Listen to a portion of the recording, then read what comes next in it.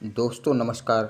आज की कहानी है हिमालय पर्वत। पुराणों के अनुसार हिमालय का जन्म कश्यप मुनि और मेनका के पुत्र के रूप में हुआ था। उसे हिमवान भी कहा जाता।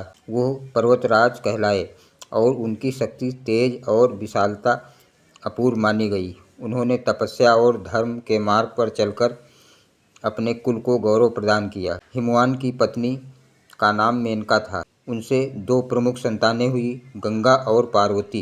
गंगा देवी रूप में स्वर्ग से धरती पर अवतरित हुई और पार्वती भगवान शिव की अर्धांगिनी बनी। हिमालय न केवल पृथ्वी पर सबसे ऊंचा पर्वत है, बल्कि आध्यात्मिक रूप से भी सर्वोपरि है। इसके हर शिखर पर ऋषियों ने तप किया है। यह सदा से मोक्ष की खोज में निकले साधकों का मार्गदर्शक रहा है। वैदिक ऋचाओं में भी हिमालय की महिमा गाई गई है। हिमालय की पुत्री गंगा का पृथ्वी पर अवतरण भी एक अद्भुत कथा है। जो राजा भगीरथ ने कठिन तप कर गंगा को पृथ्वी पर लाने का वर पाया ताकि उनके पूर्वजों को मोक्ष मिल सके, परंतु गंगा का वेग इतना प्रचंड था कि वो सीधे पृथ्वी पर आती तो उनका सर्वनाश कर देती। तब भगवान शिव ने गंगा को अपनी जटाओं में धारण किया और धीरे धीरे पृथ्वी पर प्रवाहित किया। गंगा का प्रवाह हिमालय की गोद से ही आरंभ होता है, इसलिए हिमालय को गंगा और उसकी दिव्यता का मूल स्रोत माना जाता है। हिमालय की सबसे प्रसिद्ध कथा भगवान शिव और माता पार्वती के विवाह की है।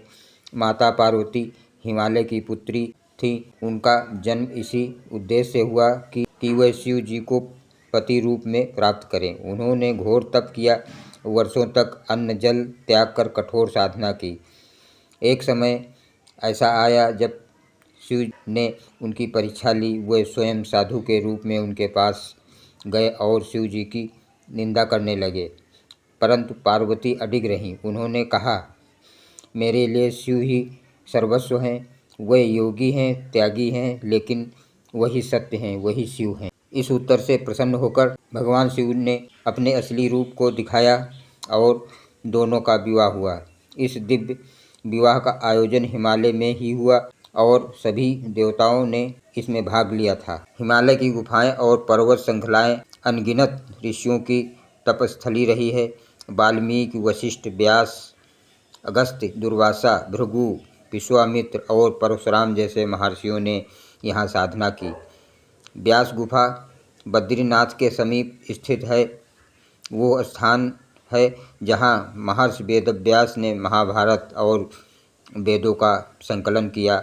यही नारद जी संगीत की साधना की और शंकराचार्य ने अपने दर्शन का प्रचार किया। हिमालय की सबसे पवित्र चोटी कैलाश पर्वत है, जिसे भगवान शिव का निवास कहा गया है। यह स्थान केवल भौतिक नहीं बल्कि आध्यात्मिक यात्रा का प्रतीक है। यहाँ पहुँचने का अर्थ है माया से पार, आत्मा के परमात्मा से मिलन। कैलाश को स्पर्श करना दुर्लभ माना गया है। यहाँ केवल वही पहुँचते हैं जिनकी साधना सच्ची होती है। यह पर्वत साक्षात शिव का स्वरूप माना जाता है। महाभारत में पांडवों की अंतिम यात्रा भी हिमालय के माध्यम से हुई थी। जब धर्मराज युधिष्ठिर ने राज्य का त्याग किया तो वे पांचों पांडव हिमालय की ओर निकल पड़े। एक एक कर सभी भाई और द्रौपदी गिरते गए, केवल युधिष्ठिर जीवित बचे। अंततः युधिष्ठिर स्वर्ग को जाते हुए हिमालय की बर्फीली चोटियों में विलीन हो गए।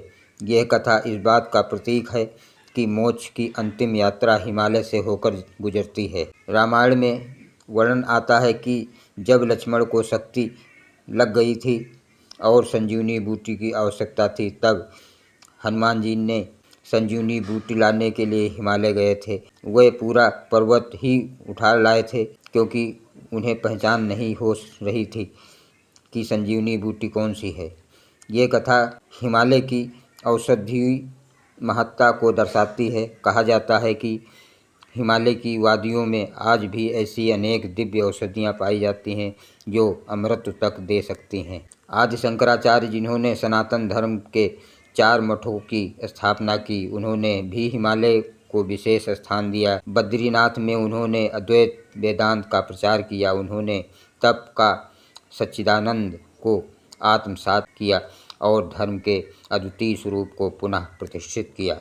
हिमालय केवल धार्मिक स्थल नहीं बल्कि प्रकृति की महानतम रचना भी है। इसकी नदियाँ जीवन देती हैं, इसकी हवा शुद्ध करती है, इसकी चुप्पी साधना कर यहाँ हर पत्थर में तप है, हर झरने में संगीत है और हर गुफा में ध्यान है। हिमालय एक रहस्य है जो केवल दर्शन से नहीं साधना से समझा जा सकता है।